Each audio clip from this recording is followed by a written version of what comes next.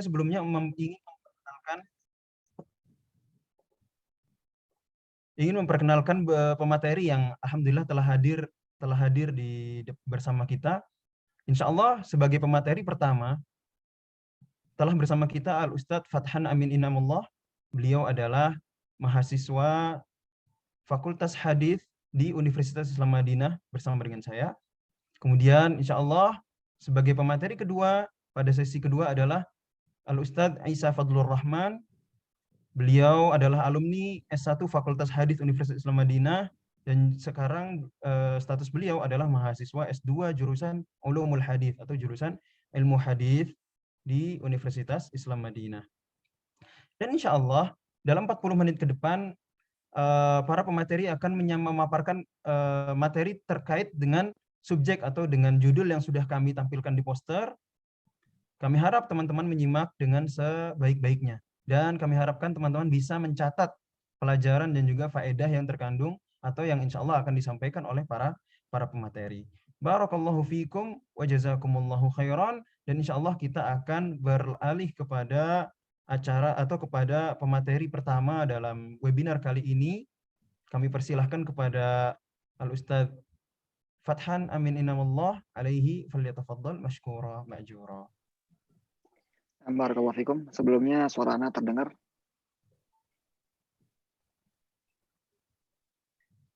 Apakah suara Ana terdengar? Jelas. Jelas ya, oke. Sip. Ana izin share materi sebentar.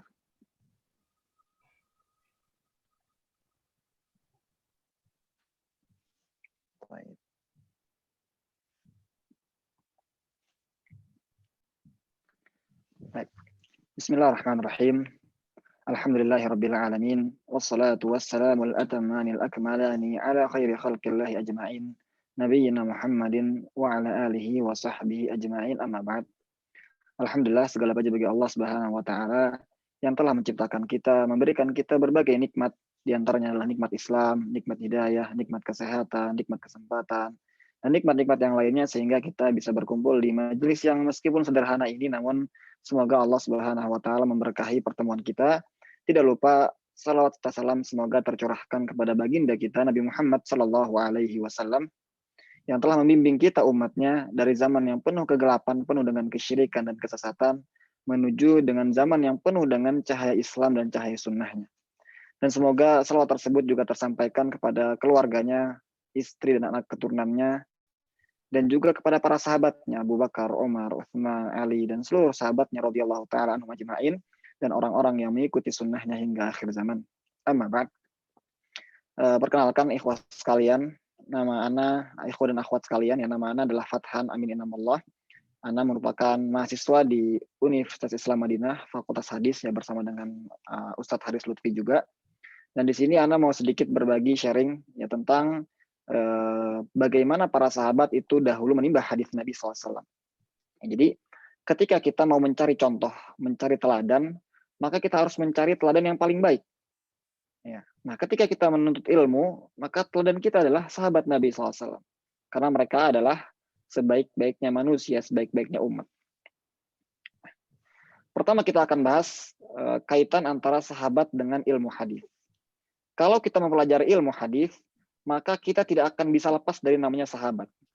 Ya, misalnya kita buka hadis Arba'in Nawawiyah misalnya. Kita buka hadis yang pertama. Kita baca an Amiril Mu'minin Abi Hafsin Umar bin Al-Khattab radhiyallahu anhu. Qala sami'tu Rasulullah sallallahu alaihi wasallam yaqul innamal a'malu binniyat. Kemudian hadis yang kedua juga ya wa an Umar radhiyallahu anhu aidan qala bainama nahnu inda Rasulillah sallallahu alaihi wasallam. Hadis yang ketiga lagi an Abi Abdurrahman Abdullah ibnu Umar bin Khattab radhiyallahu anhu maqal bunyal Islamu ala khamsin. Di setiap hadis Nabi SAW pasti disebutkan sahabat Nabi SAW. Kenapa? Karena sahabatlah perantara kita dengan Rasulullah SAW. Gak mungkin kita bisa mendengarkan hadis kalau tidak melewati jalur sahabat. Karena mereka lah yang berguru langsung dengan Rasulullah SAW. Ya, makanya setiap kita baca hadis pasti ada sahabatnya. Dari sahabat Umar bin Khattab, dari sahabat Ibnu Umar, dari sahabat Aisyah radhiyallahu anha, dari sahabat Anas bin Malik, Abu Hurairah. Setiap hadis pasti disebutkan sahabat. Karena mereka lah perantara kita dengan hadis. Bahkan bukan hanya hadis saja, semua agama kita, agama Islam ini, Al-Quran, ya, syariat, hukum-hukum, semuanya itu adalah dari sahabat. Mereka lah perantara kita dengan Rasulullah SAW. Kenapa? Karena kita nggak pernah bertemu dengan Rasulullah. Rasulullah telah wafat 1400 tahun lamanya. Dan kita terpaut jauh sekali dari zaman Rasulullah. Maka yang menukilkan semua sumber-sumber agama, mulai dari Al-Quran, hadis, dan lain sebagainya adalah sahabat Nabi SAW. Dan bayangkan bagaimana besarnya pahala dari para sahabat. Ya. Karena Nabi SAW bersabda, "Faman dalla ala khairin falahu mithlu ajri fa'ilih." Barang siapa yang menunjukkan kebaikan kepada seseorang, maka dia akan mendapatkan pahala seperti orang yang mengerjakan kebaikan itu. Bayangin bahwa semua umat dari sahabat, ya, dari tabi'in misalnya setelah para sahabat, sampai zaman kita, itu semua amalan yang kita kerjakan, semuanya itu juga dapat didapatkan oleh para sahabat. Semuanya ada pada timbangan amalnya para sahabat. Karena semua yang kita lakukan, sholat kita, siapa yang ngajarin kita sholat? Sahabat. Siapa yang ngajarin kita baca Al-Quran? Sahabat. Maka semua itu ada di timbangan amalnya para sahabat. Maka para sahabat memiliki amalan yang sangat banyak sekali. Dan pantaslah mereka mendapatkan ganjaran tersebut karena mereka adalah generasi pilihan Allah, yaitu generasi yang terbaik sepanjang masa. Sebagaimana Nabi SAW bersabda, "Khairun nas qarni." Sebaik-baik manusia adalah generasiku, para sahabat. Tsummal ladzina yalunahum, kemudian yang setelahnya itu tabi'in. Tsummal ladzina yalunahum, kemudian yang setelahnya itu tabi'ut tabi'in. Maka para sahabat adalah generasi pilihan. Ketika Allah Subhanahu wa taala mau membenahi manusia yang tadinya dari kesesatan menuju kepada ilmu, maka Allah memilih seorang nabi, yaitu Nabi Muhammad sallallahu alaihi wasallam. Allah mencari manusia yang paling cocok untuk menjadi nabi, yaitu Nabi SAW. Namun tidak berhenti di situ saja. Allah juga memilihkan orang-orang pilihan untuk menjadi pembantunya Rasulullah, untuk menjadi para sahabatnya Rasulullah SAW. Mereka lah Abu Bakar, Umar, Utsman. Mereka lah juga manusia-manusia pilihan Allah. Oleh karenanya Abdullah bin Mas'ud radhiyallahu anhu mengatakan, "Innallaha nazara fi qulubil ibad." Allah melihat kepada hati-hati hambanya. Fawajada qalba Muhammadin sallallahu alaihi wasallam khaira qulubil ibad. Maka Allah menemukan bahwa di antara hamba-hamba Allah, ya, atau manusia ini yang paling baik adalah hatinya Rasulullah, hatinya Muhammad SAW. Maka fastafahu wa ba'athahu bi risalatihi. Maka Allah mengutus dan menjadikan Nabi Muhammad ini sebagai rasulnya. Kemudian, kemudian Allah melihat kepada hati hamba-hambanya yang lain selain Rasulullah. Maka fawajada quluba ashabihi khaira qulubil ibad. Maka Allah mendapati bahwa yang paling baik adalah hati-hatinya para sahabat. Faja'alahum wuzara'a nabiyhi yuqatiluna an dini. Maka akhirnya Allah menjadikan para sahabat itu sebagai penolong para nabi, ya, penolongnya Rasulullah yang berperang demi agamanya Allah Subhanahu wa taala. Jadi Allah tidak hanya memilih nabinya aja, tapi Allah memilih juga orang-orang yang membersamainya, yaitu para sahabat Nabi SAW, generasi terbaik sepanjang masa. Dan bukan hanya pujian dari manusia, namun pujian kepada para sahabat itu datang dari langit yang ketujuh, dari Allah Subhanahu wa taala Jalla Jalaluh. Allah sendiri yang memuji para sahabat. Ya, kita kalau dipuji sama orang udah biasa. Ya, dipuji sama manusia, dipuji sama bapak kita, misalnya sama teman kita udah biasa. Tapi ketika seseorang dipuji oleh Allah Al-Alim, yang maha mengetahui, Al-Qadir, yang maha mampu, yang maha kuasa, maka itu adalah pujian yang sangat sangat besar. Nah, para sahabat itu dipuji oleh Allah Subhanahu wa taala langsung. Sebagaimana dalam surat At-Taubah ayat 100, Allah berfirman, "Was-sabiqunal awwaluna minal muhajirin wal ansar walladzina ittaba'uuhum biihsanin radhiyallahu anhum wa radu an." Was-sabiqunal awwalun, dan orang-orang yang terdahulu masuk Islam, minal muhajirin wal ansar, dari kaum muhajir dan ansar, yaitu siapa? Para sahabat Nabi SAW. Walladzina taba'uhum bi ihsan, dan orang-orang yang mengikutinya dengan ihsan, apa kata Allah? Radhiyallahu anhum wa radu'an. Allah ridho atas mereka dan mereka pun ridho atas Allah Subhanahu wa taala.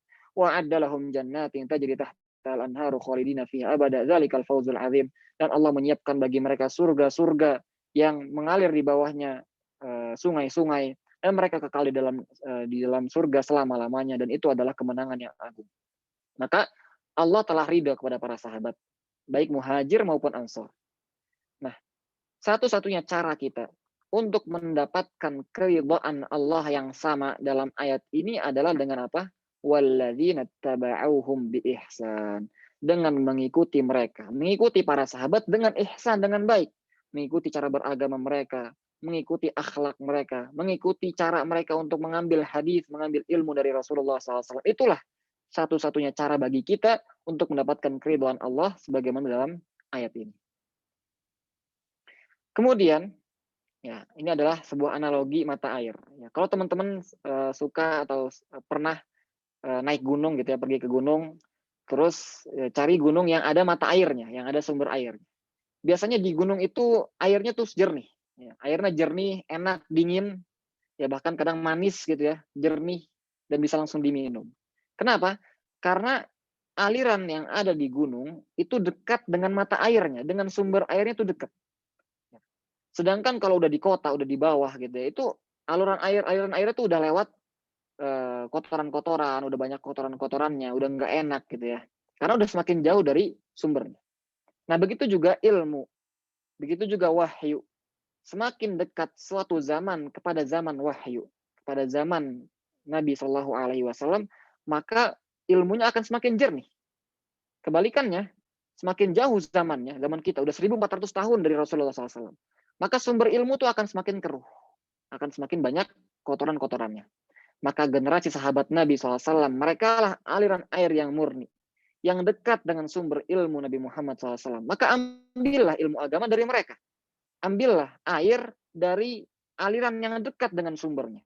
Jangan kita ngambil air dari yang jauh, dari aliran yang udah jauh, udah kotor. Jangan. Kita ambil yang masih jernih. Jangan minum air yang keruh dari aliran yang jauh dari sumber mata air kenabian. Maka Nabi SAW pun menyuruh kita untuk mengambil ilmu dari siapa? Dari mereka, dari para sahabat. Ya. Kata Nabi SAW, alaikum bisunnati wa sunnatil khulafa'ir rasyidin al-mahdiyyin tamassaku biha wa 'addu 'alaihi bin nawajid. Kata Nabi SAW, ambillah, berpegang teguhlah kalian dengan sunnahku, dengan hadisku, kata Nabi SAW. Wa sunnatil khulafa'ir rasyidin, dan juga sunnahnya para sahabat, para khulafa'ir rasyidin, Abu Bakar, Umar, Utsman, Ali, dan semua sahabat, kita ambil dari mereka. Tamassaku biha, pegang teguh. Addu alaihi bin nawajid, gigit dengan gigi geraham. Artinya pegang teguh ilmu dari para sahabat. Karena mereka lah ilmu yang jernih, yang dekat dari sumber wahyu kenabian. Nah, mari kita lihat bagaimana para sahabat dahulu mengambil ilmu dari Rasulullah SAW dan bagaimana kecintaan mereka terhadap Rasulullah SAW. Di antaranya ada sebuah kisah dari Sa'ad bin Mu'adz, ya salah seorang Ansor, ya ketika di perang Badar. Ketika itu Rasulullah bermusyawarah, ya apakah kita berperang atau enggak nih ketika perang Badar. Kenapa? Karena perang Badar itu terletak di luar Madinah ketika itu. Ya, sedangkan Rasulullah itu perjanjiannya dengan para sahabat, dengan Ansor ketika itu adalah orang-orang Ansor wajib menolong Rasulullah di dalam Madinah. Kalau di luar Madinah, maka tidak dalam persetujuan tersebut. Maka Rasulullah bermusyawarah dengan para sahabat ketika itu. Dan akhirnya Sa'ad bin Mu'adz sebagai pemuka kaum Ansor, dia angkat bicara. Dia mengatakan apa? Ya Rasulullah, hadhihi amwaluna baina yadaik. Khudh minha ma syi'ta wa da' minha ma syi'ta. Wahai Rasulullah, ini harta kami yang ada di depanmu. Ambil sesukamu dan tinggalkan sesukamu. Wa ma akhadtahu minha kana habbu ilaina mimma taraktahu. Apa yang engkau ambil ya Rasulullah, itu lebih kami cintai dibandingkan apa yang kamu tinggalkan. Jadi mereka lebih suka hartanya diambil sama Rasulullah untuk digunakan dalam berperang. Lau ista'radta binal bahar la khudnahu ma'aka ma takhallafa minna ahad. Kalau engkau bentangkan di depan kami itu lautan, maka kami akan menyeberanginya bersamamu dan tidak akan ada satupun dari kami yang tertinggal. Inna wallahi la sabrun fil harbi sidqun indal liqa. Sungguh kami itu sabar dan jujur ketika berperang. Famdi bina ya Rasulullah haitsu amarakumullah. Maka ya Rasulullah, perintahkanlah kepada kami apa yang Allah perintahkan kepadamu. Kami siap menghadapi apapun. Lihat bagaimana kecintaan mereka dan kesiapan mereka menolong Rasulullah SAW. Maka kita contoh bagaimana kecintaan dan kesiapan mereka untuk menolong Rasulullah SAW. Dan juga di antara sifat para sahabat adalah mereka bersegera dalam mengikuti Rasulullah Shallallahu Alaihi Wasallam. Di antaranya ada sebuah kisah ketika diharamkannya khomer. Ya, jadi kalau teman-teman mengikuti sejarah, khomer itu atau minuman keras, ya, bir itu dilarang dalam Islam dengan tadarruj, dengan step by step gitu ya. Jadi nggak langsung diharamkan secara keseluruhan. Awalnya tidak boleh kalau mau sholat aja, ya, kemudian dimakruhkan saja, kemudian di akhirnya adalah diharamkan. Nah, ketika diharamkan, ini Anas bin Malik bercerita, dia mengatakan kuntu saqil qaum fi manzil Abi Thalhah. Dulu aku itu memberikan minuman atau menuangkan bir atau khamar itu di rumahnya Abu Thalhah. Wa kana khamrum yaumidin al-fadhih. Ketika itu khamarnya adalah al-fadhih. Al-fadhih itu kalau salah terbuat dari beras atau apa lupa. Intinya adalah al-fadhih ini adalah bagian atau naw' minal khamar. Contoh atau salah satu khamar ya ketika itu. Maka Rasulullah SAW menyuruh salah seorang untuk memanggil atau menyuarakan peringatan. Ala innal khamra qad hurrimat. Sesungguhnya khamar telah diharamkan. Ya, diharamkan. Maka ketika itu Abu Thalhah mengatakan, "Ukhruj fahriqha." Keluarlah wahai Anas dan tumpahkan bir-bir atau khamar-khamar itu. Fa kharajtu faharaqtuha fajarat fi sikakil Madinah. Maka ketika itu para sahabat ketika mendengar pengharaman khamar dari Rasulullah SAW, mereka nggak mikir-mikir dulu. Mereka nggak nunggu-nunggu dulu. Ya, ntar aja lah. Ya, minum dulu lah, 1 botol lagi lah nih. Atau nggak jual dulu lah nih. Nggak, tapi mereka langsung dibuang tuh semua khamarnya. Bahkan dibuang di jalan-jalan kota Madinah ketika itu. Itulah mereka bersegera dalam mengikuti Rasulullah SAW. Ya, ketika diperintahkan oleh Rasulullah akan sesuatu, mereka langsung kerjakan. Ketika Rasulullah melarang dari sesuatu, mereka langsung tinggalkan. Ya, nggak mikir-mikir dulu, nggak ditimbang-timbang dulu dengan akal mereka, enggak, tapi langsung mengikuti Rasulullah Shallallahu Alaihi Wasallam. Sebagaimana ayat dalam Al-Quran Allah berfirman, "Fala wa rabbika la yu'minun hatta yuhakkimuka fima syajara bainahum, thumma la yajidu fi anfusihim harajan mimma qadaita wa yusallimu taslima." Demi Allah tidak beriman, ya, mereka hatta yuhakkimuka fima syajara bainahum, sampai mereka menjadikanmu hakim dalam perseteruan mereka. Dan wala yajidu fi anfusihim hajatan wa yusallimu taslima, dan mereka tidak menemukan kesulitan atau kesulitan atau keberatan dalam hati mereka dalam mengikuti engkau, dan mereka taslim, yaitu tunduk kepada perintah. Itulah sifatnya orang-orang yang beriman yang dicontohkan oleh para sahabat Nabi SAW. Dan juga di antara sifat mereka juga adalah ukhuwah Islamiyah. Ya, kepersaudaraan antar kaum muslimin dari para sahabat yang sangat erat sekali. Dan ini diantara kisahnya adalah ketika Nabi SAW hijrah ke Madinah, Nabi SAW itu mempersaudarakan antara kaum muhajir dengan kaum ansor. Karena sebagian para sahabat dari kaum muhajirin itu hijrah ke Madinah, meninggalkan hartanya, meninggalkan keluarganya. Akhirnya mereka miskin dan nggak punya keluarga. Akhirnya Nabi SAW mempersaudarakan antara kaum muhajirin dengan kaum ansar. Yang ketika itu kaum ansar adalah rakyat asli Madinah, penduduk asli Madinah. Ya, yang punya uang, ada hartanya dan ada keluarganya. Akhirnya mereka dipersaudarakan. Nah, ketika Abdurrahman bin Auf ini adalah sahabat yang muhajir, ya, salah seorang muhajir, dia hijrah dari Mekah ke Madinah. Ya, beliau orang yang kaya tadinya di Mekah. Beliau adalah seorang pedagang yang kaya. Namun ketika beliau hijrah ke Madinah, beliau tinggalkan hartanya, beliau tinggalkan keluarganya.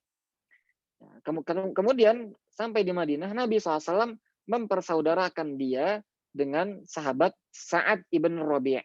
Ya, Sa'ad ibn Rabi' ini adalah salah seorang sahabat dari Ansor. Ya, dia dipersaudarakan antara Abdurrahman bin Auf dengan Sa'ad ibn Rabi'. Maka kemudian Sa'ad ibn Rabi', ya, sahabat yang Ansor ini mengatakan apa? Halum qasimu kamali nisfain. Sini, aku bagi hartaku menjadi 2 bagian. Waliya imra'atan fa'utalliqu ihdahuma fa idzan qadat iddatuha fatazawwajha. Dia bilang apa? Sini, aku punya hartaku aku bagi 2. Hartaku aku bagi 2. Setengahnya buat kamu, setengahnya buat aku. Dan dia bilang apa? Wali imra'atan, dan aku punya 2 istri, dia bilang.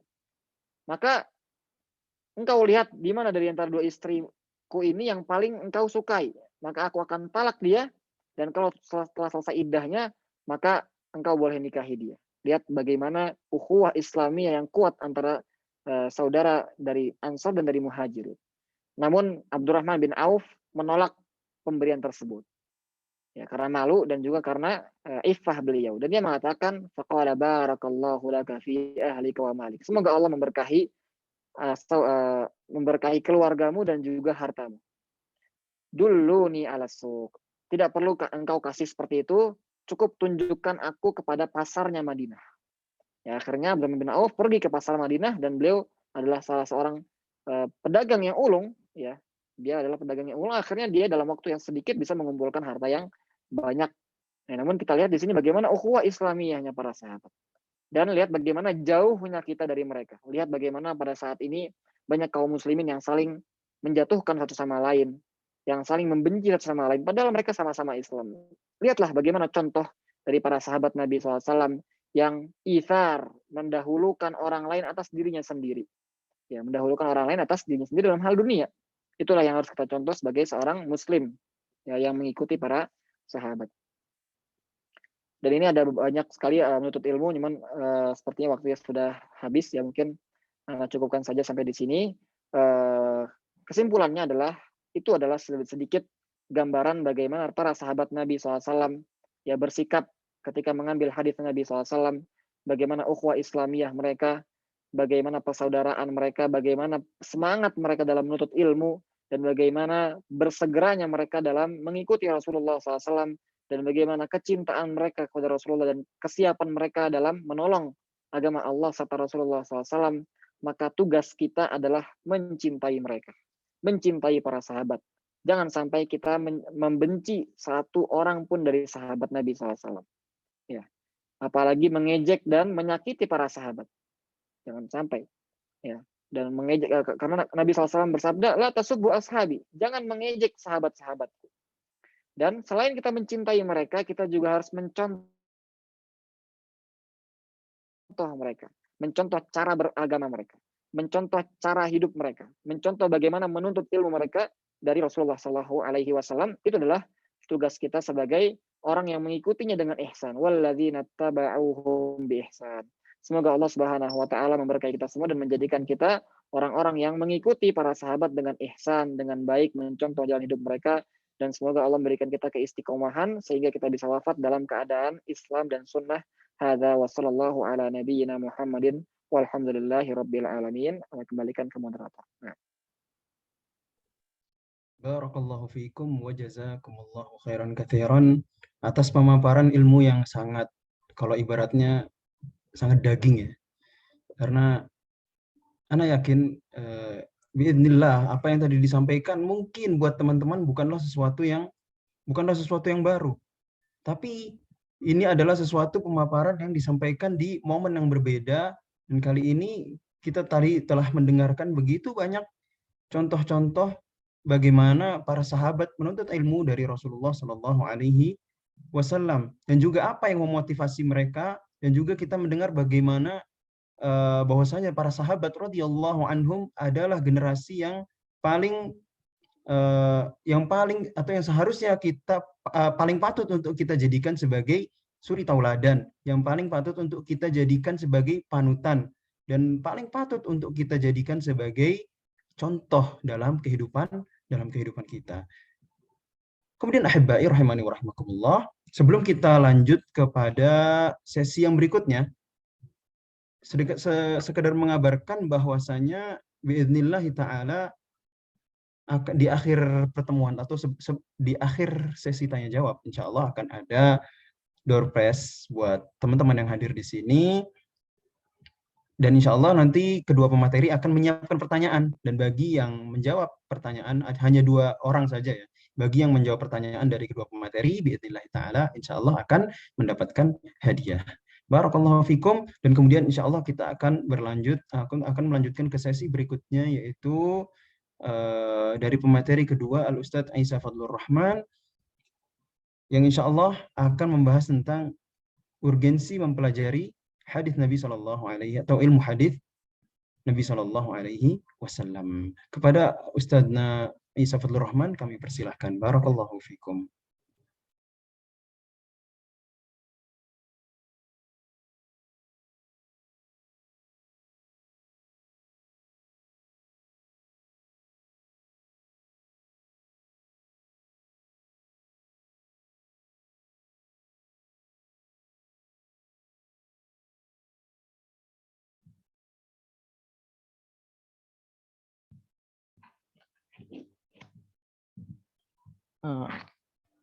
Bismillahirrahmanirrahim.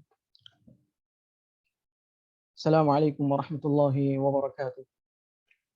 Alhamdulillahi rabbil alamin wassalatu wassalamu ala asyrafil anbiya'i wal mursalin nabiyyina wa sayyidina Muhammadin wa ala alihi wa ashabihi wa man tabi'ahum bi ihsanin ila yaumiddin. Amma ba'd. Segala puji bagi Allah Subhanahu wa taala yang telah memberikan kepada kita banyak sekali karunia nikmat dari semenjak kita bangun tidur hingga tidur kembali. Dan pada kesempatan hari ini Allah Subhanahu wa taala juga memberikan kepada kita kesempatan untuk menimba ilmu, yaitu salah satu ilmu yang sangat mulia, yaitu ilmu hadis Nabi Muhammad sallallahu alaihi wasallam. Dan banyak sekali keutamaan menuntut ilmu. Di antaranya hadis man salaka tariqan yaltamisu fihi ilman sahalallahu lahu bihi tariqan ilal jannah. Barang siapa yang menempuh suatu jalan yang mana dia bersungguh-sungguh yaltamisu fihi ilman, bersungguh-sungguh untuk menimba ilmu, sahalallahu lahu bihi tariqan ilal jannah, maka Allah mudahkan jalan baginya untuk menuju surga. Di hadis lain riwayat Imam Muslim, Rasulullah sallallahu alaihi wasallam bersabda, la yaq'udu qaumun yadhkuruna Allah azza wa jalla illa haffathumul malaikah wa ghashiyatuhumur rahmah wa nazalat alaihimus sakinah wa dzakarahumullahu fi man 'indah. Tidaklah suatu kaum berkumpul dalam rangka mengingat Allah Subhanahu wa taala kecuali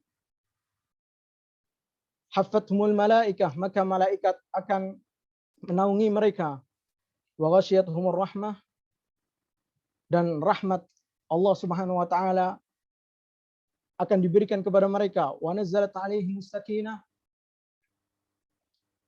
dan ketenangan akan meliputi orang-orang yang menuntut ilmu, wa dzakarahumullahu fi man 'indah, dan Allah Subhanahu wa taala akan menyebut-nyebut nama mereka di hadapan makhluk-makhluk langit.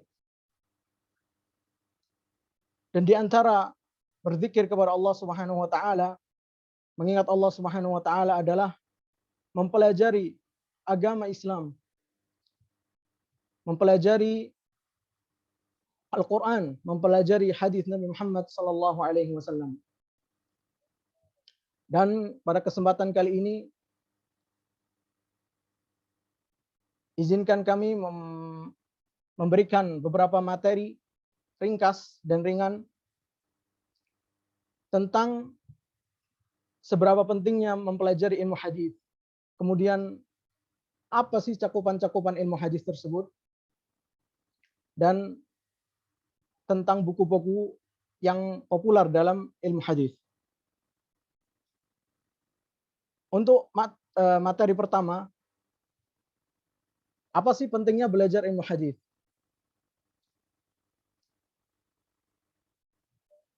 Yang pertama adalah ilmu hadis adalah suatu ilmu yang paling mulia karena kan beberapa hal. Yang pertama, bahwasanya hadis adalah perkataan seorang yang paling mulia, perbuatan seorang yang paling mulia, yaitu Nabi Muhammad sallallahu alaihi wasallam. Yang mana Allah Subhanahu wa taala berfirman, "Wa ma yantiqu 'anil hawa in huwa illa wahyu yuha." Artinya, dan tidaklah yang diucapkannya itu mengikuti hawa nafsunya, dan ucapannya itu tidak lain hanyalah wahyu yang diwahyukan kepada Nabi Muhammad sallallahu alaihi wasallam. Kemudian yang kedua, bahwasanya di dalam hadis terdapat penjelasan tentang kabar Rasulullah sallallahu alaihi wasallam beserta sirah beliau, dan sifat-sifat beliau. Kemudian bahwasanya hadis adalah sumber syariat Islam bersama dengan Al-Quran. Kemudian poin berikutnya, kenapa sih penting untuk mempelajari ilmu hadis? Yang kedua adalah mendapat keutamaan sebagai berikut. Yang pertama, mendapat pahala yang banyak dan keutamaan bersalawat kepada Nabi Muhammad SAW. Tatkala kita menghafal sebuah hadis, membaca sebuah hadis, tentu kita menyebut nama Nabi Muhammad SAW. Qala Rasulullah SAW. Dan disitulah kita bersalawat kepada Rasulullah SAW. Dan fadilah salawat telah dijelaskan oleh Rasulullah SAW sendiri. Man shalla alayya salatan wahidatan sallallahu alaihi biha asyra. Barang siapa yang bersalawat atasku sekali, maka Allah akan bersalawat atasnya 10 kali. Maksudnya adalah Allah Subhanahu wa taala akan memuji dia di hadapan penduduk langit 10 kali.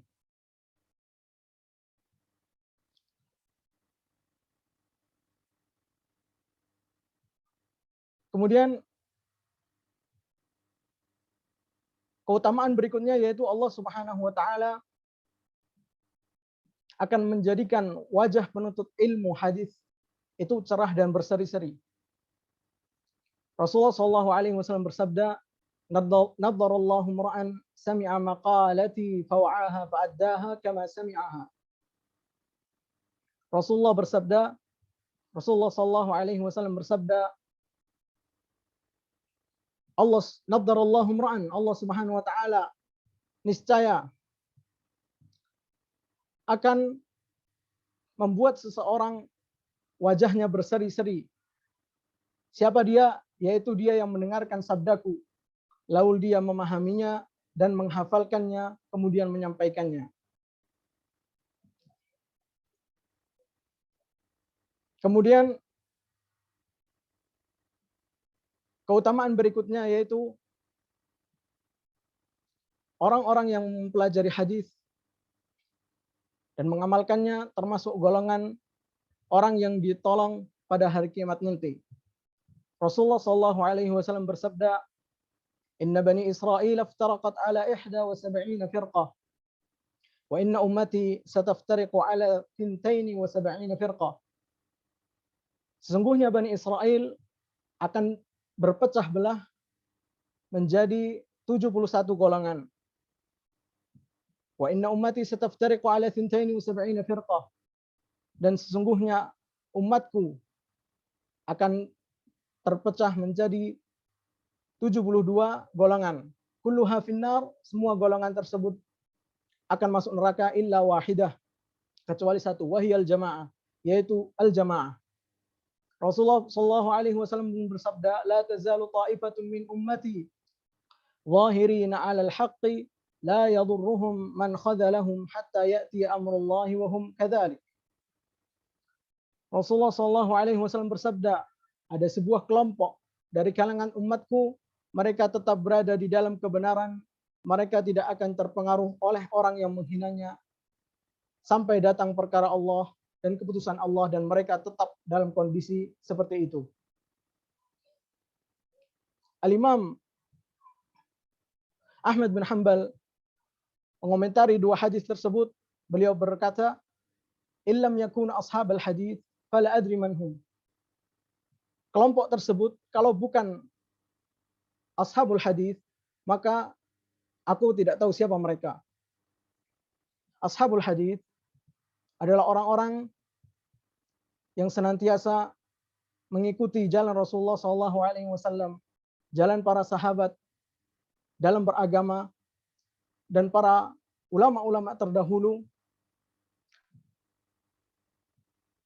Dan di antara mereka pastilah ada kelompok yang senantiasa menjaga sunnah Rasulullah SAW dengan mempelajari hadis dan ilmu-ilmunya. Kemudian lanjut poin yang selanjutnya, kenapa sih kita penting untuk mempelajari ilmu hadis? Ini poin ketiga, yaitu menjaga agama Islam dari pemalsuan, penyelewengan, dan perubahan. Yang keempat, dapat mencontoh dan mengikuti Nabi Muhammad SAW dan beribadah, bermuamalah, dan dalam segala aspek kehidupan. Yang kelima, menjauhkan diri kita dari bahaya memalsukan hadis atas nama Nabi Muhammad SAW. Tentu kita tahu bahwasanya memalsukan hadis Nabi Muhammad SAW adalah dosa yang sangat-sangat besar. Sebagaimana Rasulullah SAW bersabda, "Man kadzaba alayya muta'ammidan falyatabawwa maq'adahu minan nar." Barang siapa yang berdusta atasku dengan sengaja, maka persiapkanlah tempat duduknya kelak pada hari kiamat di neraka. Kemudian poin selanjutnya adalah mengerti istilah-istilah yang dipakai para ulama, metode mereka dalam ilmu hadis, dan dengan hal tersebut kita bisa mengamalkan suatu hadis atau tidak bisa. Kemudian langsung masuk ke materi berikutnya, yaitu cakupan dalam ilmu hadis. Ilmu hadis secara garis besar dibagi menjadi dua macam. Yang pertama ilmu hadis riwayah atau ilmu riwayah. Yang kedua ilmu hadis dirayah. Ilmu hadis riwayah sebentar. Ilmu hadis riwayah adalah ilmu yang membahas tentang sabda-sabda, perbuatan, takrir-takrir, dan sifat-sifat Nabi Muhammad SAW. Dalam artian ilmu tersebut adalah ilmu yang membahas matan sebuah hadis dari sisi lafadznya. Contohnya, Rasulullah bersabda, "Innamal a'malu binniyat." Kita akan membahas perkata innamal a'malu binniyat. Al-a'mal artinya apa? An-niyat artinya apa? Apa makna dari kalimat tersebut? Itu salah satu contoh ilmu hadis ar-riwayah. Kemudian yang kedua ilmu hadis ad-dirayah, yaitu adalah ilmu yang membahas tentang kaidah-kaidah untuk mengetahui keadaan sanad dan matan sebuah hadis, metode penerimaan dan penyampaian serta kredibilitas periwayatnya. Kegunaan ilmu ini adalah untuk mengetahui dan menetapkan tentang diterimanya atau tertolaknya sebuah hadis untuk diamalkan.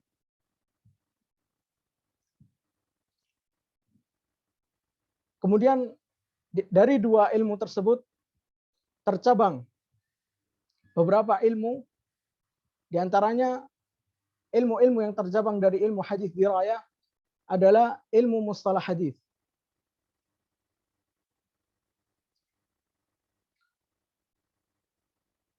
Ilmu mustalah hadis adalah ilmu yang membahas tentang kaidah ataupun istilah yang terkait dengan sanad ataupun matan di dalam sebuah hadis. Yang kedua adalah contohnya adalah ilmu rijal. Ilmu rijal ini ilmu yang sangat luas, yaitu ilmu yang membahas secara umum maupun secara khusus tentang biografi perawi hadis. Di bawah ilmu rijal banyak sekali cabangnya. Contohnya adalah ilmu tabaqat, yaitu ilmu yang membahas tentang klasifikasi para perawi berdasarkan zaman mereka hidup. Kemudian ada lagi ilmu maratibir ruwat, yaitu ilmu yang membahas tentang klasifikasi para perawi berdasarkan kethiqahan dia bersama dengan gurunya.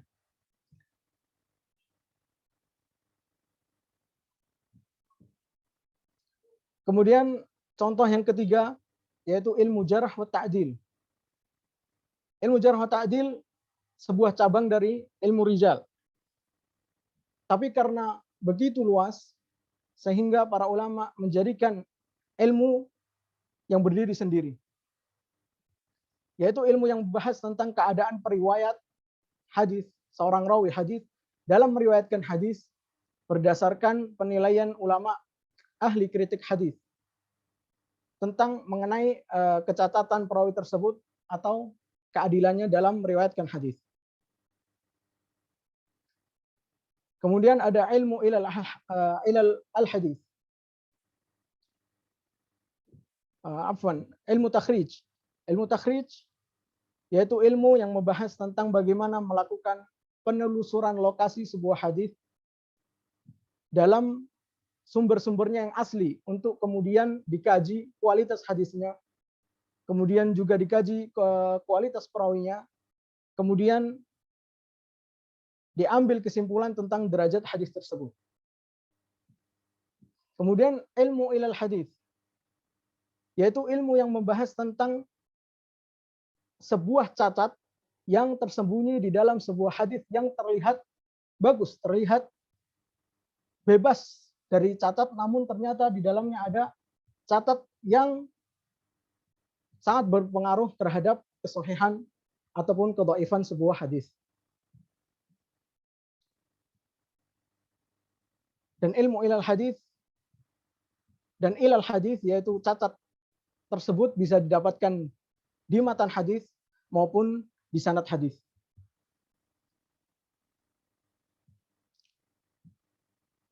Kemudian contoh-contoh ilmu yang bercabang dari ilmu hadis riwayah yaitu ilmu gharibil hadis. Apa itu ilmu gharib hadis? Ilmu gharib hadis adalah ilmu yang membahas tentang matan dari sebuah hadis, lafaz-lafaz matan sebuah hadis yang sukar dipahami. Baik itu karena tinggi bahasanya maupun karena memang kita tidak tahu apa itu artinya.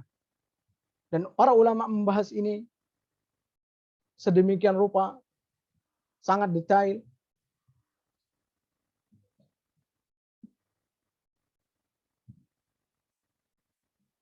Kemudian ilmu yang kedua adalah ilmu mukhtalifil hadis.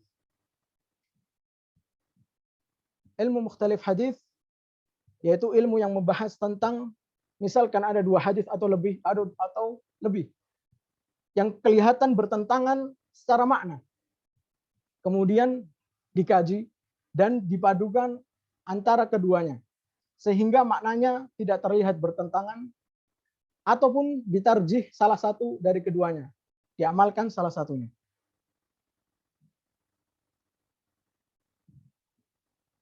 Kemudian yang berikutnya adalah ilmu nasikh dan mansukh. Ini berkaitan dengan sebelumnya, yaitu ilmu yang membahas tentang dua hadis atau lebih yang kelihatan bertentangan secara makna. Tetapi salah satu dari keduanya terlebih dahulu disabdakan oleh Nabi Muhammad SAW daripada yang lain, lebih dahulu daripada yang lain. Maka makna yang ada di hadis kedua itu menghapus makna yang tergantung di hadis pertama, tentunya dengan kondisi dan kaidah tertentu.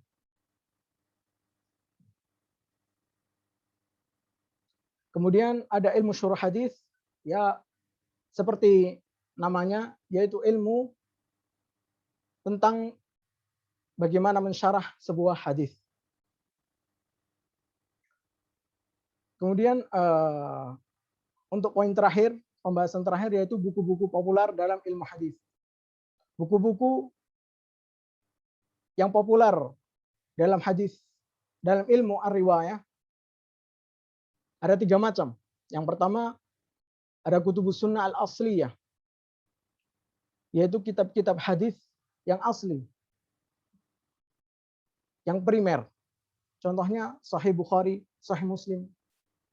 Dan pembahasan-pembahasan ini cukup mendetail sehingga mungkin akan membutuhkan pertemuan lanjutan. Kemudian kutubus sunnah tabi'ah, yaitu kitab-kitab hadis yang bersumber dari, yang mengambil sumber dari kitab-kitab asliyah. Contohnya ada kitab Zawaid dan Al-Ma'ajim. Kemudian yang ketiga, kitab-kitab lain yang membantu dalam mempelajari hadis, seperti kitab Gharibul Hadis, kitab Mukhtalif al-Hadis, begitu juga kitab Syarah Hadis. Kemudian lanjutnya adalah buku-buku ilmu hadis dirayah. Contohnya buku-buku mustalah hadis. Contoh yang populer, Ma'rifatul Ulumul Hadis, ta'lif Imam Al-Hakim An-Naisaburi. Kemudian ada Muqaddimah Ibn Salah. Nama lain dari kitab beliau yang berjudul Ma'rifatu Anwa'i Ulumil Hadis. Kemudian ada Nukhbah atau Nukhbatul Fikr karya Ibnu Hajar Al-Asqalani. Yang kedua, contohnya buku-buku ilmu rijal. Contohnya kitab Jarh Ta'dil karya Ibn Abi Hatim. Contoh lagi Taqribut Tahdzib karya Ibn Hajar dan lain sebagainya. Mungkin ini yang bisa saya paparkan di kesempatan kali ini. Mungkin banyak sekali kekurangan. Ya, saya minta maaf. Wassallallahu ala nabiyyina Muhammad wa ala alihi wa ashabihi ajma'in.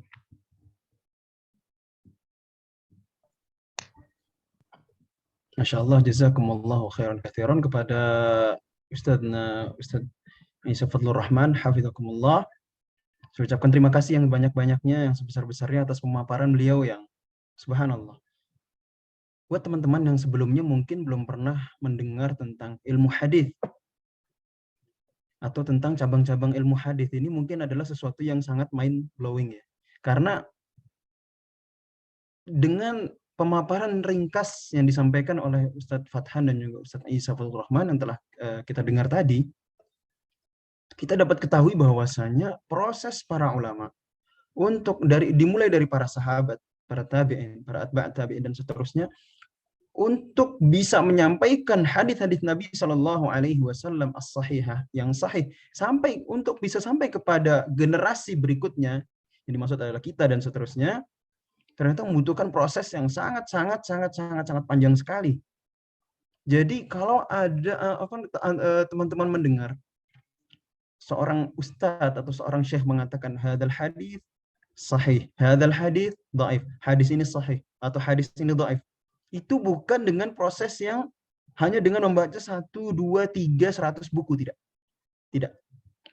Akan tetapi itu membutuhkan proses yang sangat panjang, bukan hanya dengan 1-2 tahun belajar saja, tapi mereka adalah para ulama yang bahkan menghabiskan usia mereka untuk hadis. Mereka serahkan semuanya untuk hadis. Kemudian ahibbai rahimani wa rahimakumullah, subhanallah, betapa banyak faedah yang dapat kita ambil dari pemaparan Ustadz Fathan dan juga Ustadz Isa Fadlur Rahman, hafizahumallah. Dan tentunya pemaparan yang disampaikan oleh beliau berdua itu adalah pemaparan yang sangat global sekali. Sangat global sekali dalam arti di sana ada hal-hal mendetail yang kalau antum sekalian itu mempunyai interest, mempunyai ketertarikan untuk mempelajari ilmu hadis, pasti akan dapat detail-detail yang tadi disampaikan, terkhusus oleh Ustadz Isa tadi. Kayak sebagai contoh tadi misalkan dijelaskan tentang hadis dirayatan atau riwayah, ya. Hadis dirayah atau riwayah, atau misalkan tentang ulumul hadis, atau misalkan tentang jarh wa ta'dil, atau misalkan tentang syarah hadis. Apa itu semuanya? Ya, apa itu semuanya? Kita nggak akan tahu kecuali dengan mempelajari detail-detailnya. Atau contohnya begini, teman-teman sering mendengar tentang hadis sahih, hadis dhaif, dan lain seterusnya. Dan misalkan hadis sahih aja ada tingkatannya, ya. Misalkan contoh aja ya, saya kasih spoiler dikit misalkan. Ada sahih ada sahih li ghairihi, atau ada hasan li ghairihi, ada hadis dhaif, ada maudhu', dan banyak yang lainnya. Misalkan dari beberapa hukum hadis yang tadi sudah saya sebutkan tadi, ada hanya beberapa saja yang dapat kita sebagai seorang muslim amalkan. Misalkan seperti itu. Maka dari itu, ahibba'i rahimani wa rahimakumullah, saya ucapkan terima kasih yang sebesar-besarnya kepada Ustadz Isa dan juga Ustadz Fathan yang telah menyampaikan materi dengan gamblang, ya. Dan insya Allah untuk meneruskan untuk meneruskan webinar ini biidznillah taala dalam waktu dekat kita akan membuka kelas ilmu hadis dasar atau kelas hadis untuk pemula, ya, yang memang insya Allah akan disampaikan di dalamnya muqaddimah atau pemaparan dasar dalam ilmu hadis yang insya Allah akan dibina oleh Al-Ustadz Isa Fadlur Rahman. Dalam waktu dekat insya Allah akan segera diumumkan. Jazakumullahu khairan katsiran wa barakallahu fikum. Kemudian sebelum kita menutup sesi kita atau webinar kita yang alhamdulillah telah berjalan hampir 1 jam, ini kita menyampaikan kepada teman-teman, bagi yang memiliki pertanyaan silahkan disampaikan pertanyaannya. Dan ini sudah masuk pertanyaan yang sangat panjang, ya. Ini mungkin yang bertanya bisa sampaikan ini apakah ingin ditanyakan kepada Ustadz Isa atau Ustadz Fathan, tapi atau mungkin salah satu yang ingin menjawab, mungkin saya akan baca dulu pertanyaannya, dan waktu kita untuk tanya jawab tidak banyak. Assalamualaikum warahmatullahi wabarakatuh. Hayyakumullah wa ahsana ilaikum. Semoga Allah senantiasa menjaga dan memberkahi para asatidzah sekalian dan juga tim Manafi dan seluruh kaum muslimin. Sebelumnya jazakumullah khairan atas materi yang sangat bermanfaat. Kemudian izin bertanya, apabila seseorang mengikuti halaqah menghafal mutun ilmiah seperti yang diselenggarakan oleh Masjid Nabawi via online, namun atau baik itu yang huduri maupun yang online, namun orang tersebut masih belajar dalam bahasa Arab atau masih belajar bahasa Arab, sehingga apabila ada kata yang tidak ketahui, ia mesti cari dulu di YouTube artinya misalkan, dan terkadang menghafalnya tanpa mengetahui artinya terlebih dahulu. Apakah yang seperti ini tetap mendapatkan keutamaan atau sebaiknya berhenti dulu menghafal hadis sampai benar-benar sudah bisa bahasa Arab? Mohon nasihatnya, barakallahu fikum. Mungkin Ustadz Isa atau Ustadz Fathan ingin menjawab? Kita persilahkan Ustadz Fathan dulu, silakan, barakallahu fikum. Ustadz Isa dulu aja, fadal. Oh, Ustadz Isa dulu, Ustadz Isa. Tafadhol Ustadz Isa. Tafadhol Ustadz Isa. Nanti baru Ustadz Fathan, ya. Yang S2 dulu, Ustadz. Yang S1 ntar ya, Ustadz. Tafadhol Ustadz Isa, tafadhol. Ini saya ulangi pertanyaannya, ini simpelnya, belum bisa bahasa Arab, belum bisa ngerti mutun-mutun hadis atau mutun-mutun ilmiah yang dihafal, tapi ingin menghafal. Apakah kalau dia tetap menghafal keutamaannya hilang atau dia berhenti dulu? Nah, gitu. Nasihatnya gimana, Ustaz? Barakallahu fikum. Alhamdulillah, wassalatu wassalamu ala Rasulillah, ma ba'd. Memang benar mempelajari bahasa Arab itu sangat-sangat penting bagi penuntut ilmu syar'i. Akan tetapi kalau memang dia belum bisa berbahasa Arab, apakah dia akan harus berhenti dari mempelajari ilmu agama? Tentu tidak. Kalaupun bisa dibarengi di waktu tertentu mempelajari bahasa Arab, di waktu lain menghafal matan,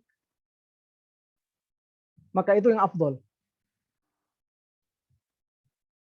Dan dengan menghafal matan hadis, tentunya terdapat keutamaan-keutamaan yang banyak. Contohnya tadi disebutkan bersalawat kepada Muhammad SAW. Karena kalau tidak ngerti bahasa Arab, mungkin akan lebih sulit menghafal. Dan tatkala lebih sulit menghafal, diulang-ulang terus. Rasulullah SAW, an Rasulullah SAW, anna Rasulullah SAW, kita terus bersalawat kepada Nabi Muhammad SAW. Kemudian juga kita bisa mendapat keutamaan bermajelis keutamaan bermajlis yang disebutkan tadi, bagaimana Allah Subhanahu wa taala memberikan rahmat, memberikan ketenangan hati dan lain sebagainya. Jadi kalau bisa, dan banyak sekali fadilah-fadilah dalam menghafal ilmu hadis walaupun dia belum bisa, yang menghafal matan hadis walaupun belum bisa bahasa Arab. Mungkin bisa dibarengi dengan melihat artinya, mencari artinya di internet ataupun di buku-buku yang sudah diterjemahkan, maka jauh lebih afdol. Oleh karena itu, ya insya Allah, walaupun dengan belum bisa bahasa Arab, kita tetap mendapatkan pahala yang besar di sisi Allah Subhanahu wa taala. Mungkin ada tambahan, Ustaz Fathan. Barakallahu fikum, jazakumullah khairan. Tafadhol Ustaz Fathan. Nah, sepertinya cukup sudah jawaban dari Ustaz Isa. Yang mungkin tambahan sedikit. Kalau memang antum masih di awal-awal menuntut ilmu, maka menghafal itu penting. Ya, hatta meskipun antum belum banyak yang antum pahami, tapi setidaknya menghafal dahulu itu adalah dasar dari menuntut ilmu. Ana ingat pernah ada sebuah nasihat ya dari guru kami yang dinukil dari Syekh Utsaimin. Ya, Syekh Utsaimin pernah berkata, "Qara'na katsiran." Kami membaca banyak, ya banyak yang kita baca. Tapi wa ma baqiya minna illa ma hafizna. Tapi yang tersisa kalau udah tua itu hanya tinggal yang kami hafalin aja. Ya, jadi banyak baca, banyak belajar itu penting. Tapi yang lebih penting lagi adalah menghafal. Karena apalagi kalau kita sudah tua gitu ya, itu yang kita baca tuh banyak yang hilang. Tapi yang nempel itu hanya yang kita hafal aja. Maka kita mengikuti ya sebagaimana salaf kita terlebih dahulu ya, para sahabat, para tabi'in, para ulama-ulama hadis. Mereka adalah hufaz. Mereka adalah para penghafal hadis, para penghafal Al-Qur'an sebelumnya juga. Nah, maka kita mencontoh mereka, mencontoh para sahabat, ya mencontoh para tabi'in dan lain sebagainya dengan menghafal. Ya, sebagaimana tadi hadis yang sempat disampaikan juga oleh Ustaz Isa, nadarallahu imra'an sami'a maqalati fawa'aha fahafidhaha. Dalam sebuah riwayat dikatakan wahafidhaha. Ya, Allah memberikan cahaya bagi seseorang yang mendengarkan hadisku, kemudian dia memahaminya wahafidhaha. Dalam sebuah riwayat lain dikatakan wahafidhaha, dan menghafalkannya. Nah, itu adalah sebuah keberkahan juga yang sangat agung sekali. Ya, namun tentu saja yang lebih baik lagi adalah kita menghafalkan sekaligus memahaminya juga. Karena yang namanya menghafal itu artinya kita punya tanggung jawab untuk memahaminya juga. Jangan sampai kita menghafalkan sesuatu yang tidak kita pahami. Ya, kalau kita awalnya menghafal tanpa memahami nggak apa-apa. Tapi apa itu artinya tanggung jawab kita untuk kita pahami di lain hari nanti. Jangan sampai kita hanya menghafal saja tanpa kita nanti akhirnya memahami apa yang kita hafalkan, sehingga itu justru menjadi beban kita di hari kiamat nanti. Wal'iyadzubillah. Demikian, wassalamualaikum warahmatullahi wabarakatuh. Barakallahu fikum, jazakumullahu khairan atas pemaparan yang disampaikan oleh Ustaz Isa dan juga Ustaz Fathan. Kalau boleh nambah sedikit ya, ini mungkin bisa menjadi sedikit motivasi buat teman-teman semua yang hadir pada sore hari ini. Kalau kita melihat bahwasanya para ulama ahlul hadis atau contoh para ashab kutubus sunnah, para ulama yang menulis kitab-kitab hadis, mayoritas mereka bukan orang Arab. Contohnya yang paling kita kenal adalah siapa? Al-Imam Al-Bukhari. Kalian tahu di mana Bukhara? Bukhari atau nisbat beliau adalah Bukhari. Dan itu adalah dari Bukhara. Di mana Bukhara itu? Bukhara itu sekarang tepatnya adalah di negara Uzbekistan. Atau contohnya adalah Al-Imam Muslim. Beliau juga asalnya dari tanah Persia. Kemudian contohnya adalah Abu Daud, juga dari tanah Persia, Sijistani. Dan yang mungkin kita tahu di antara mereka adalah orang Arab di antaranya adalah Al-Imam Ahmad ibn Hanbal. Dan juga Imam Malik misalkan. Keduanya adalah orang Arab. Sedangkan sisanya kebanyakan mayoritas mereka adalah bukan asli orang Arab. Meskipun kalau ditanya mereka bisa bahasa Arab, nggak jelas bisa, karena mereka adalah para ulama yang dahulu sebelum mereka mulai mempelajari hadis, terlebih dahulu mereka mempelajari Al-Qur'an dan juga bahasa Arab. Nah, makanya itu kawan-kawan sekalian, jangan berhenti belajar bahasa, jangan pernah berhenti untuk belajar Dan kita bersamaan dengan kita mempelajari ilmu-ilmu agama yang lainnya, kita juga pelajari ilmu bahasa Al-Quran dan juga bahasanya itu bahasa Arab. Mungkin karena waktu juga semakin kita sudah lewat dari yang dijadwalkan, tapi nggak apa-apa ya. Ini subhanallah apa namanya, teman-teman banyak mengapresiasi bahwasanya alhamdulillah katanya pertemuan sore hari ini seru sekali ya. Dan insya Allah terutama teman-teman yang mungkin belum pernah mendengarkan tentang ilmu hadis, pasti banyak sesuatu yang keluar dari apa namanya, yang mind blowing lah, kita sesuatu yang baru kita dengar. Nah, ini sebenarnya masih ada pertanyaan-pertanyaan yang lainnya ya, pertanyaan-pertanyaan yang lain, cuma seperti contohnya mungkin ini ada, terutama ini ke Ustadz Isa ya, kepada Ustadz Isa. Saya ambil salah satu contohnya aja. Bismillah, assalamualaikum. Izin bertanya, tujuan mengetahui hadis masyhur itu apa ya? Karena yang Anda tahu baru hadis mutawatir. Ini mungkin Ustadz Isa bisa jelaskan, ini banyak bahkan banyak yang belum tahu ini hadis masyhur itu apa, mutawatir itu apa. Apakah ingin dijawab atau enggak, atau nunggu ada kita buka kelas dulu Ustadz Isa ini? Gimana Ustadz? Yang pertama ini pertanyaan berat ya? Ya, bukan. Apa namanya? Oh gitu. Terperinci. Betul. Jadi istilahnya hadis masyhur itu bisa dikatakan bisa dari dua hal. Yang pertama, bisa dikatakan hadis masyhur itu hadis yang terkenal di antara manusia, baik itu sahih ataupun dhaif. Contoh hadis terkenal yang sahih, innamal a'malu binniyat, hampir semua orang Muslim tahu. Kemudian contoh yang dhaif misalkan, ataupun yang palsu malahan,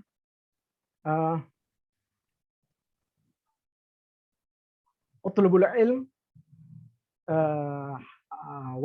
walau bisain. Contohnya, carilah ilmu walaupun sampai negara Cina. Atau contoh lagi, al-bazinjan dawa min kulli da. Terong itu adalah obat dari segala penyakit.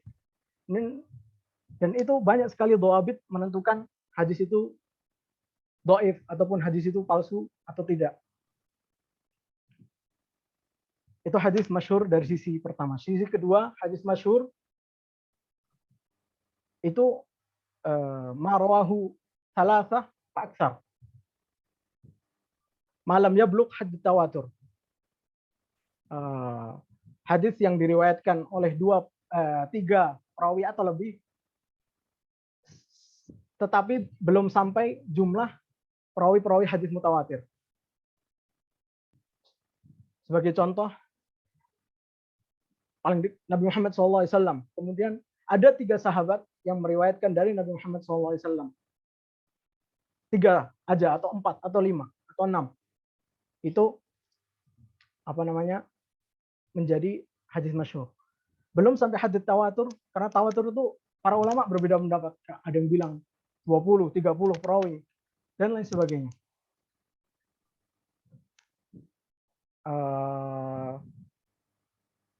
Mungkin itu aja. Ada tambahan? Jazakumullahu khairan katsiran, barakallahu fikum ya. Nah, mungkin buat teman-teman yang masih asing dengan, kalau misalnya teman-teman yang pernah di pesantren, pernah belajar mustalah hadis, atau teman-teman yang kuliahnya juga di bidang ilmu syar'i, mungkin ini hal-hal yang nggak asing sama sekali. Tapi insya Allah kalau seandainya teman-teman masih penasaran dengan ilmu hadis lebih lanjut lagi, dan seberapa serunya ilmu hadis, dan mungkin ini kalau saya katakan ilmu hadis itu adalah ilmu yang sangat seru sekali. Betul ya Ustadz Isa, Ustadz Fahtan ya? Makanya kita milihnya kuliah hadis ya. Gitu ya. Barakallahu fikum, jazakumullahu khairan. Oh iya, ini jadi kita masih ada waktu untuk teman-teman menyampaikan pertanyaan, tapi pertanyaan yang di kolom chat kami kami cukupkan. Dan bagi teman-teman yang ingin bertanya, kami persilahkan mengangkat tangan secara langsung. Mungkin bisa bisa disampaikan ingin bertanya kepada Ustadz Isa atau Ustadz Fathan, atau mau tanya sama moderator juga nggak apa-apa ya. Silahkan angkat tangan aja ya, angkat tangan, silahkan, kami tunggu. Kalau tidak ada, saya akan jawab lagi, saya sampaikan lagi pertanyaan yang ada di kolom chat. Kalau ada yang ingin bertanya, silahkan angkat tangan. Masih ditunggu ya. Ini ada Saudara Wila Setiaji. Silahkan ajukan pertanyaannya, ditujukan kepada siapa? Barakallahu fikum. Silahkan. Amin. Barakallahu. Assalamualaikum warahmatullahi wabarakatuh. Waalaikumsalam warahmatullahi wabarakatuh. Pertama, terima kasih atas waktunya. Bismillah, saya takjub dengan yang disampaikan Ustadz Fathan di awal tadi bahwa sahabat itu adalah pembelajar terbaik di dunia. Karena guru beliau adalah Rasulullah sendiri, manusia terbaik dan juga mendapat ilmu terbaik. Nah, sebagai teladan kita, mohon disampaikan bagaimana adab para sahabat pada saat itu ketika belajar kepada Rasulullah.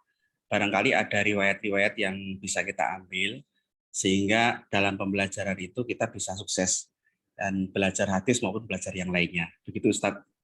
Jazakallahu khairan. Assalamualaikum warahmatullahi wabarakatuh. Jazakumullahu khairan. Waalaikumsalam warahmatullahi wabarakatuh. Kami persilakan Ustadz Fathan karena berkaitan dengan materinya Ustadz Fathan untuk menjawab pertanyaan dari Pak Wila. Jazakumullahu khairan. Nah, jazakumullahu khairan katsiran. Betul sekali. Ya, kalau kita melihat kepada sirah Nabi SAW dan para sahabat dan bagaimana mereka mengambil ilmu hadis terutamanya kepada Rasulullah, kita akan menemukan ajabul ajab, ya, suatu hal yang sangat menakjubkan sekali. Ya, bagaimana mereka menghormati Rasulullah SAW, menimba ilmu dari Rasulullah SAW, semangat yang menuntut ilmu. Anda mungkin sebutin beberapa kisah aja ya. Yang pertama kisahnya Umar bin Khattab. Jadi Umar bin Khattab itu dulu punya tetangga dari kaum Ansor, ya, tetangga kaum Ansor.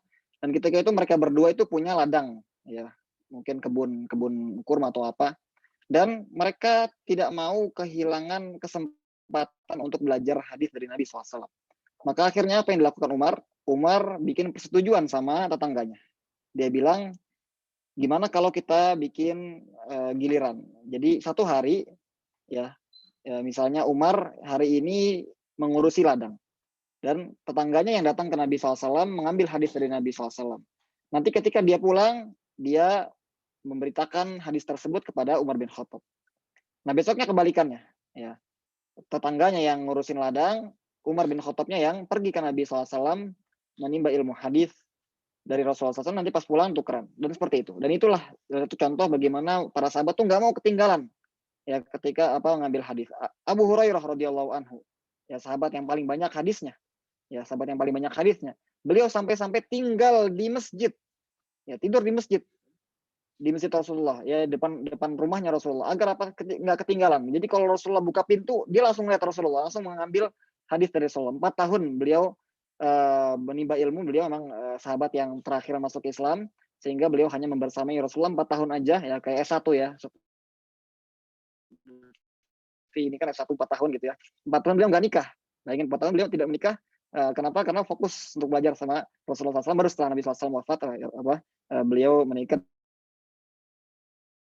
dan memulai kehidupan dunianya. Dan itulah banyak sekali, ya, bagaimana adab-adab mereka dalam terutama dalam majelis ilmu, ya, ketika itu mereka diam dan tidak berani berbicara, bahkan seakan-akan, ya, kalau diibaratkan kan ru'usim at-thair, seakan-akan di atas kepala mereka itu ada burung. Ya, burung itu kalau kita gerak dikit pasti mereka terbang, gitu ya. Nah, ini seakan-akan di atas kepala mereka itu ada burung, saking diamnya, saking tenangnya beliau, dan mereka mengambil hadis dari Nabi SAW. Dan banyak sekali kisah-kisah yang tidak bisa disampaikan di majelis ini. Silahkan dibaca kitab-kitab tawarikh, ya, kitab-kitab hadis tentang para sahabat dengan Rasulullah SAW. Nah, barakallahu fikum. Barakallahu fikum, jazakumullahu khairan. Dan terima kasih atas jawabannya. Subhanallah, semoga bisa menjadi pelajaran bagi kita semuanya, bagaimana besarnya semangat para sahabat dalam menuntut ilmu, dan bisa kita contoh itu, ya. Jadi jangan berkata seolah-olah orang yang selalu hadir di kajian itu adalah orang yang nggak punya kerjaan dengan mengatakan, aduh sorry sibuk. Wah, nggak gitu konsepnya, gitu ya. Kita terus belajar sekalipun bahkan tidak ada alasan kita untuk tidak menyempatkan barang 1 jam saja dalam sehari untuk tidak menuntut ilmu, karena masing-masing kita Allah Subhanahu wa taala telah berikan jatah waktu yang sama, yaitu 24 jam. Tidak ada satu orang pun yang kasih Allah beri kelebihan waktu, misalkan jadi 23 jam dan seterusnya. Atau kasih kelebihan misalkan jadi 30 jam. Tidak ada. Semuanya sama 24 jam dan masing-masing kita memiliki kesempatan untuk menuntut ilmu. Kemudian saat kita satu lagi kesempatan untuk bertanya langsung, ya. Bertanya langsung, silahkan. Kalau tidak ada, mungkin tadi sebagaimana saya janjikan di antara 2 sesi, insya Allah Ustadz Isa dan juga Ustadz Fathan akan menyampaikan pertanyaan, dimulai dari Ustadz Fathan terlebih dahulu, baru kemudian Ustadz Isa akan menyampaikan satu soal, dan insya Allah teman-teman yang berhasil menjawab akan mendapatkan hadiah pulsa Rp50.000. Jadi hanya dua saja ya, dua yang beruntung. Tapi sebelum menjawab pertanyaan, diharap mengangkat tangan terlebih dahulu dan akan dipilih. Kita bukan cepat-cepat, kita benar-benar pilih siapa yang kira-kira akan menjawab. Silakan Ustadz Fathan menyampaikan pertanyaan kepada pemateri, kepada yang hadir ya. Afwan. Materi mah langsung jawab terus lah. bukan nanya, namanya debat ya nanti. Oke, Fadal. Ini jadi langsung aja pertanyaannya, nanti yang jawab gimana? Berarti moderator yang pilih ya? Iya, saya yang pilih. Insya Allah saya yang pilih. Siap. Random. Yang siap jawab angkat tangan, baru dipersilahkan menjawab. Oke. Pertanyaannya, tadi Anda sempat sebutkan sebuah kisah, ada salah seorang sahabat dari kaum muhajirin yang hijrah ke Madinah, ya, meninggalkan hartanya, meninggalkan keluarganya.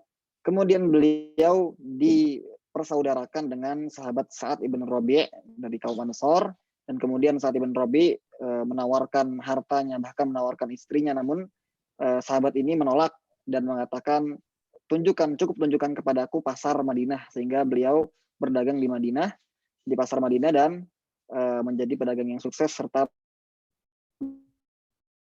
mendapatkan banyak harta. Siapakah sahabat dari kaum muhajirin? Barakallahu fikum. Ini sudah banyak sekali ya, banyak sekali yang akan menjawab. Saya random aja ya, karena saya bisa milih siapapun. 1, 2, 3.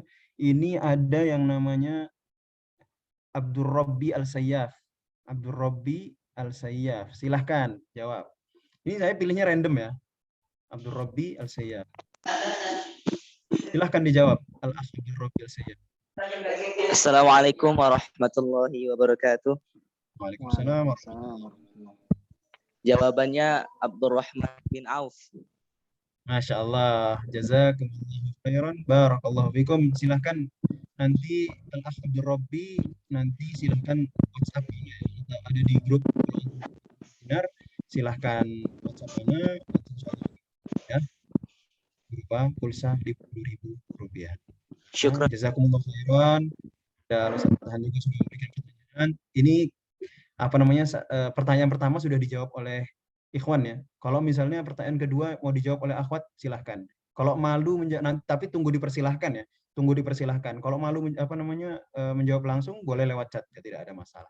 Silahkan Ustaz Isa memberikan pertanyaan. Bismillah.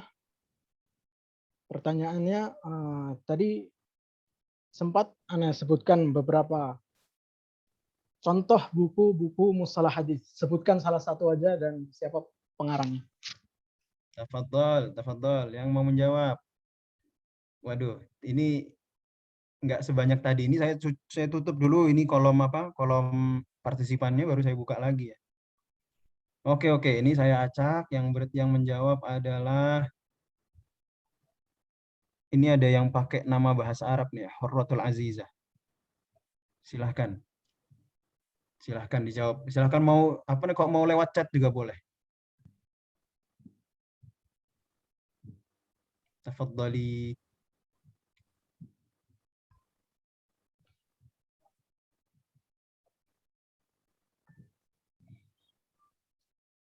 Tafadhol. Ukhti Hurra mau jawab lewat via chat. Silahkan.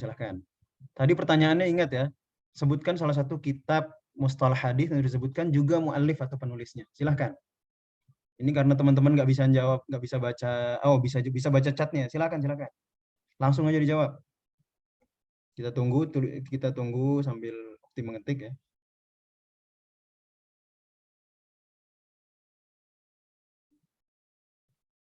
Mungkin teman-teman agak kaget ya, ini kok kita ngasih pertanyaan itu kok mudah-mudah sekali.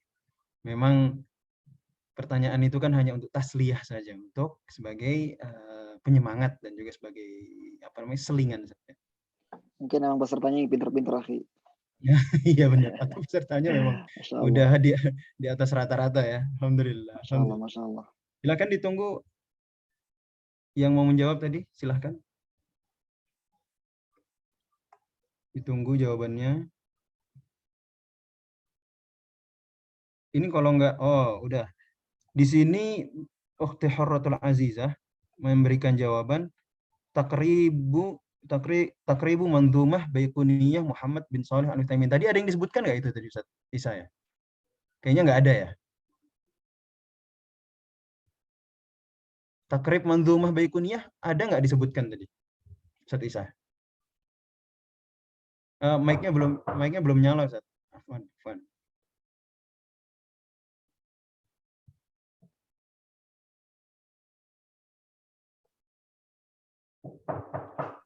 Afwan.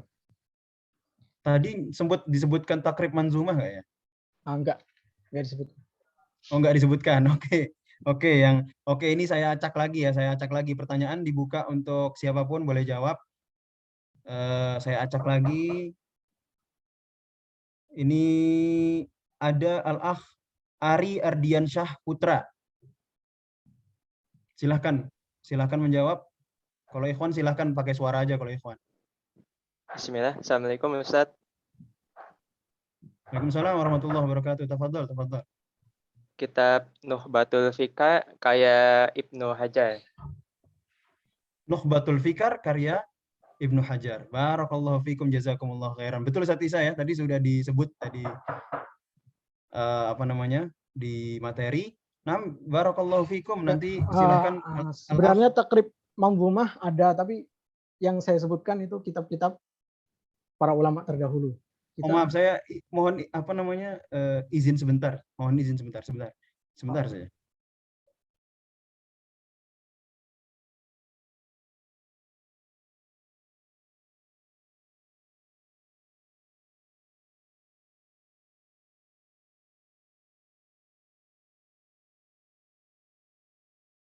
Afwan ada kondisi darurat sebentar. Nah, tapi nggak apa-apa ya Ustaz Isa ya. Maksudnya maafulah jawabannya ya, masih ada masih berkaitan sama kitab Ibnu Hajar. Dan silahkan tadi Al-Akh yang menjawab pertanyaan untuk untuk silahkan WhatsApp moderator, WhatsApp saya untuk menerima hadiahnya. Jazakumullahu khairan. Mungkin teman-teman yang lain kalau ada kesempatan yang lain untuk bisa berpartisipasi, insya Allah kita akan berjumpa pada kesempatan yang berikutnya. Jazakumullahu khairan katsiran wa barakallahu fikum. Saya ucapkan terima kasih yang sebesar-besarnya kepada teman-teman yang sudah berpartisipasi, ikut mendengarkan dan menyimak bersama webinar gratis yang diadakan oleh Manafik Project. Kemudian sebagai informasi bahwasanya ini webinar bukanlah webinar pertama atau terakhir, tidak. Sebelumnya kita sudah mengadakan webinar bahasa Arab, kemudian webinar tentang ekonomi syariah, dan seterusnya. Kemudian juga kita juga memiliki kelas-kelas gratis. Ingat, kelas gratis ya. Kami tidak memungut biaya apapun untuk kelas, namun kelas yang kami adakan sampai saat ini baru ada kelas bahasa Arab untuk pemula, dan juga ada kelas ekonomi syariah. Dan tentunya kelas-kelas ini dibuka dengan kuota yang terbatas atau pesertanya terbatas, sangat-sangat terbatas sekali. Maka dari itu biidznillah taala insyaallah kita akan ke depannya kita insyaallah akan mengadakan kelas hadis untuk pemula yang insyaallah akan dibimbing oleh Ustaz Isa Fadlur Rahman. Jazahullahu khairan. Dan insyaallah juga akan ada kelas-kelas lainnya seperti kelas waris, kelas fikih dan seterusnya, atau juga kelas sirah nabawiyah. Dan kita akan berjumpa pada pada pertemuan yang berikutnya. Kalau seandainya ada teman-teman di sini berminat untuk ikut kelas hadis, silahkan nanti ketika sudah ada informasinya silahkan bergabung. Saya ucapkan jazakumullahu khairan katsiran wa barakallahu fikum. Kita cukupkan sampai di sini. Saya ucapkan terima kasih yang sebesar-besarnya kepada teman-teman yang sudah hadir, dan juga kepada Al-Ustadz Fathan Amin dan juga Ustadz Isa Fadlur Rahman yang sudah berkenan meluangkan waktunya untuk berbicara, untuk menyampaikan ilmu yang insya Allah bermanfaat bagi kita semuanya. Barakallahu fiikum, jazakumullahu khairan katsiran. Saya cukupkan sampai di sini. jangan lupa untuk teman-teman yang belum mengisi presensinya untuk mengisi presensi terlebih dahulu. Dan juga kalau teman-teman menginginkan sertifikat dari kami, untuk sertifikat peserta, jangan lupa mengisi presensinya. Barakallahu fikum, jazakumullahu khairan. Kami persilahkan teman-teman yang hadir untuk meninggalkan room. Barakallahu fikum, jazakumullahu khairan. Assalamualaikum warahmatullahi wabarakatuh. Waalaikumsalam warahmatullahi wabarakatuh. Ini apa udah bebas, teman-teman kalau mau live silahkan. Tapi ya kalau yang belum ngisi presensi silahkan diisi presensinya dulu. Barakallahu fikum.